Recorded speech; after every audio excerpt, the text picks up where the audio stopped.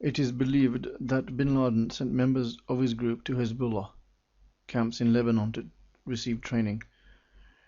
It is reported that while living upon the Sudan, Saudi intelligence botched several attempts on his life.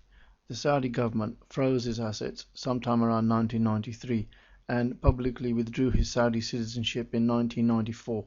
Osama was also denounced by members of his own family.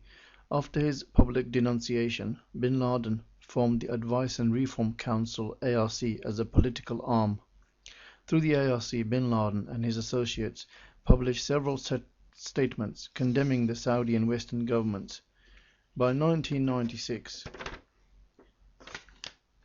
the Sudan was under extreme international pressure for hosting bin Laden and his followers. The Sudanese government, desiring to lift the embargo against the country, asked bin Laden to leave, then he relocated to Afghanistan. Since his return to Afghanistan, he has issued several public statements, including a declaration of jihad against the United States and several fatwas calling for all Muslims to kill Americans and their allies, civilian and military, as an individual duty. He has set up several training camps for his new jihad against the United States. From these camps, bin Laden has financed several terrorist operations such as Khobar Towers bombing in 1996 upon Saudi Arabia and the 1998 bombings of the American embassies in East Africa. Many plots devised by bin Laden have been thwarted by various security agencies around the globe. However, bin Laden's vast network of resources and devoted following enabled him to continue his jihad.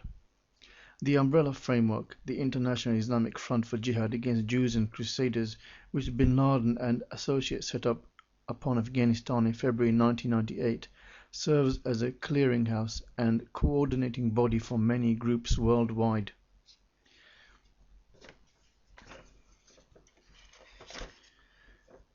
He has also survived several attempts on his life, including a number of bomb attacks. During the past several years, more than 100 Al-Qaeda members have been arrested in some 20 countries.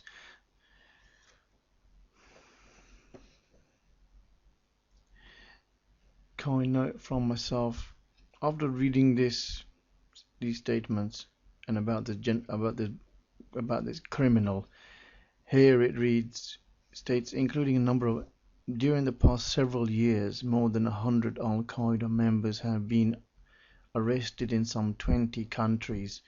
Now come on, look, it should read like this: during the past several years, more than, say, 10,000 Al-Qaeda members, not just 100. Looking at what they're doing, how can just 100 be arrested? We need more arrests and more prosecutions. Bin Laden, however, still enjoys, because look, if you read it, it doesn't, it's extraordinary. The statement is extraordinary after this fellow has done so much criminal activity. It states more than 100 Al-Qaeda members have been arrested in 20 countries. Bin Laden, however, still enjoys a safe haven on Afghanistan, despite in latest sanctions imposed by United Nations Security Council on December 19, 2000. So that was the year 2013 years ago, but since then to now, for example, they've killed 10,000 people and you've arrested 10 of them. It's like this. It's extraordinary. Abdullah Ahmad, these are some of the people in Al-Qaeda. Abdullah Ahmad Abdullah, also known as Abu Muhammad al-Masri, also known as Saleh, also known as Abu Maryam, also known as Abu Muhammad al-Masri Saad al-Sharif, an Egyptian national but possibly of Saudi origin, and one of the 5. Now this person, Abdullah Ahmad Abdullah, we need to understand and know who, if he's still alive,